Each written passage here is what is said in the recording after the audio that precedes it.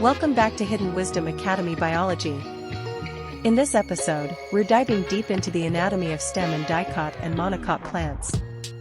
You'll understand how stems are organized internally, how vascular bundles differ, and the secret behind secondary growth.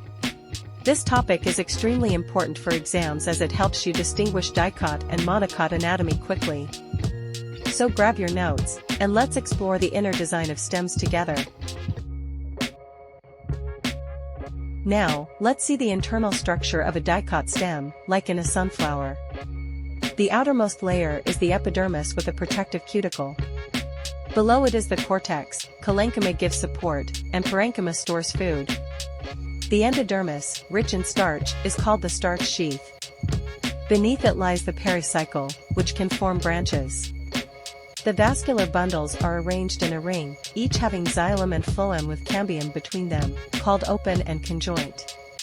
The center has a large, distinct pith. Now, let's see the internal structure of a monocot stem. Like maize, the outermost layer is the epidermis with a thick cuticle for protection. Below it is a sclerenchyma layer that gives strength. The ground tissue is uniform, without a clear cortex or pith. The vascular bundles are many and scattered in the ground tissue, not in a ring like dicots. Each bundle is closed and conjoint, surrounded by a strong sclerenchymatous sheath. Let's quickly compare dicot and monocot stems.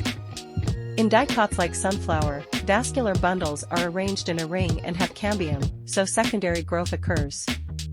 In monocots like maize, vascular bundles are many and scattered, with no cambium, so secondary growth doesn't happen.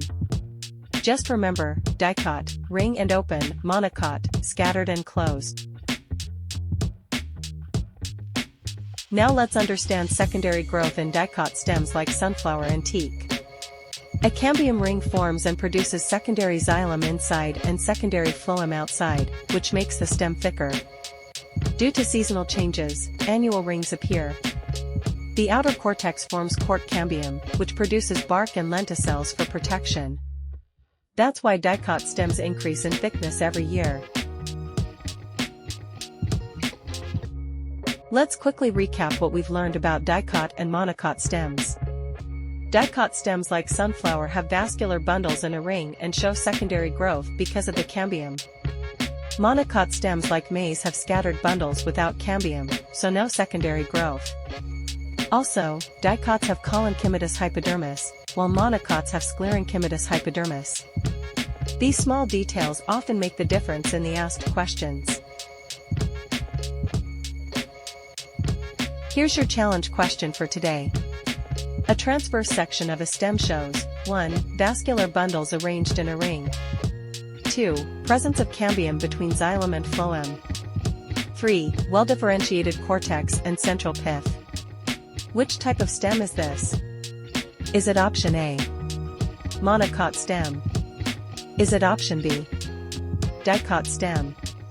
Is it option C? Adventitious stem. Or is it option D?